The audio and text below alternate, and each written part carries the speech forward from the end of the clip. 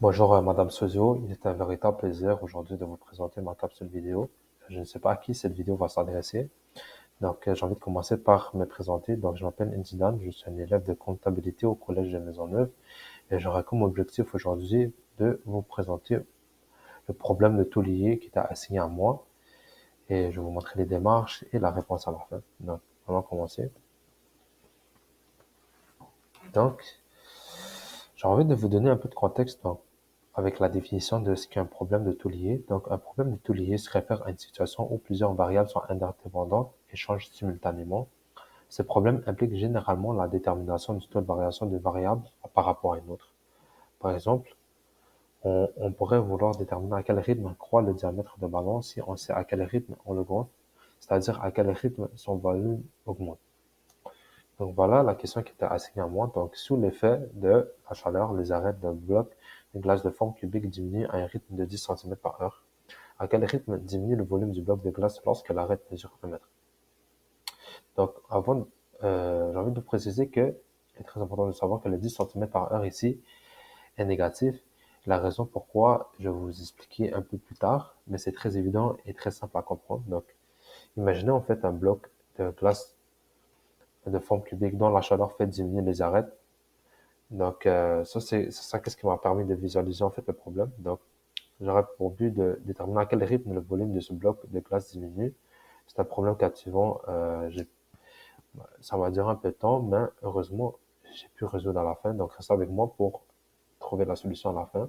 Donc, vous voyez les étapes que nous avons vues en classe avec Madame Sozio. En fait, avec vous, Madame, je les ai tous groupés en fait ensemble ici à ma version. Donc, vous allez voir un peu des étapes, par exemple les étapes de comprendre, de concevoir, de valider. En fait, je les ai tous comprimés à l'intérieur de cette vidéo-là. Donc, allons commencer avec les informations que nous avons à notre disposition, c'est-à-dire les informations que nous avons sequencées. Donc, nous savons que le rythme de diminution de la longueur de l'arête du bloc de glace, noté dA sur dt, est de 10 centimètres par heure. Donc, en fait, dA sur dt représente le taux de variation de la longueur de l'arête par rapport au temps. Comme je vous ai mentionné tantôt, le 10 centimètres est négatif et je vais vous expliquer dans la prochaine diapositive. Donc, l'objectif de cette énoncé, en fait, c'est de déterminer le rythme auquel le volume du bloc de glace noté dV sur dt diminue lorsque la longueur de l'arête mesure 1 mètre. Donc, voilà une illustration du problème, en fait. Pourquoi 10 cm, qui est en fait le taux de la longueur de l'arête par rapport au temps, pourquoi il est négatif? En fait, c'est parce qu'évidemment, comme vous pouvez voir à gauche, le bloc de glace, avec le temps, va fondre à cause de la chaleur et les arêtes vont diminuer de plus en plus. Et de plus, j'ai fait une petite flèche en bas pour vous montrer en fait c'est quoi la longueur de l'arête de quoi je parlais en fait. Donc, vous pouvez voir en bas. Donc aussi, pour m'illustrer le problème, j'ai fait une représentation graphique. Comme vous pouvez voir ici, euh, le volume du bloc de glace diminue avec le temps. Donc, nous avons dans l'axe des Y le volume du bloc de glace qui est représenté par la variable V. Nous avons le temps en heure qui est représenté par la variable T. Alors, on commence à résoudre le problème. Donc, la première étape que j'ai fait, c'est évidemment, c'est de convertir les mètres en centimètres. Donc, la conversion des mesures. Donc, pourquoi faut-il convertir mètre en centimètres? Donc, il est très important parce que si différentes quantités dans un problème sont exprimées dans des unités différentes, cela peut entraîner des erreurs de calcul. La conversion permet d'exprimer toutes les quantités dans des unités compatibles, facilitant ainsi les calculs. Donc, la première démarche, en fait, la première étape à la résolution de ce problème, c'était d'utiliser la formule du volume de cube qui est V égale à A à la 3, où A représente la longueur de l'arête. Donc, la dérivation de la formule du volume par rapport à A est nécessaire pour trouver le taux de variation du volume par rapport à la longueur de l'arête, qui est dA sur dV.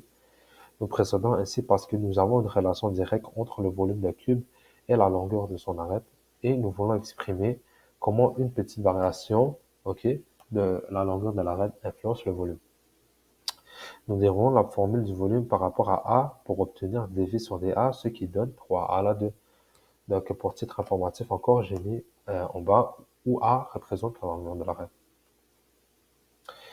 Donc, la deuxième étape à la résolution du problème, c'est j'ai utilisé la règle de la chaîne pour déterminer le taux de variation du volume par rapport au temps qui est pratiquement dv sur dt. Okay? Donc, dans le contexte de notre problème, nous avons une fonction composée où le volume représenté par la variable v dépend de la longueur de l'arête qui est représentée par la variable a, qui, à son tour, dépend du temps qui est représenté par la variable t.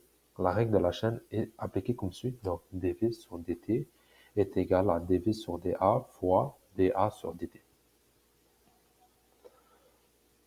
Donc maintenant, comme que nous avons, comme que je vous ai montré tantôt, la formule, la règle, donc la règle de la chaîne en fait, comme ici dv sur dt égale à dv sur dA fois dA sur dt. Maintenant, nous allons substituer, nous substituons la longueur de l'arête actuelle, qui est 1 mètre en fait, qui équivaut à 100 cm, et le taux de variation de la longueur de l'arête, qui est de moins 10 cm, rappelez-vous, parce que les arêtes diminuent avec le temps, dans l'expression pour obtenir dv sur dt.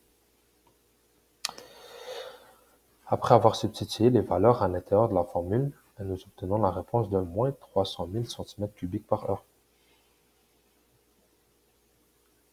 Donc, ainsi, le volume du bloc de glace diminue à un rythme de 300 000 cm3 par heure lorsque la longueur de l'arête atteint 1 mètre. Cela nous donne une idée fascinante de la façon dont les changements dans les dimensions d'un objet peut affecter son volume.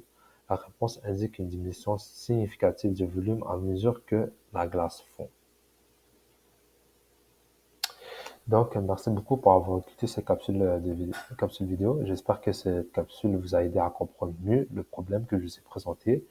Et aussi, en cette période de festivité, je souhaite également profiter de l'occasion pour vous souhaiter, Madame Sozio, d'agréables vacances de Noël et de Nouvel An. C'est un véritable plaisir de vous avoir comme enseignante pour le cours de calcul différentiel. J'ai très aimé le cours.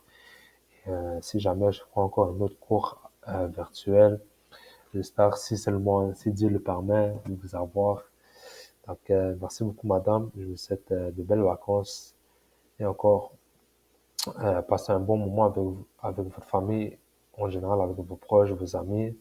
Donc, madame, s'il vous plaît, vous avez mis la capsule, s'il vous plaît, vous pouvez me donner à 100%. Je l'ai fait 4 fois. La vidéo, malheureusement, ça fait depuis 3 heures que je l'ai fait. Je vais pas utiliser ça comme excuse. C'était un véritable plaisir de vous faire cette capsule vidéo. J'ai mis beaucoup d'efforts sur cette capsule vidéo-là. Je l'ai fait, je l'ai préparé. Le moment où j'ai eu l'énoncé, je l'ai fait parce que je savais que ça allait durer très longtemps, mais j'ai vraiment aimé ce projet-là.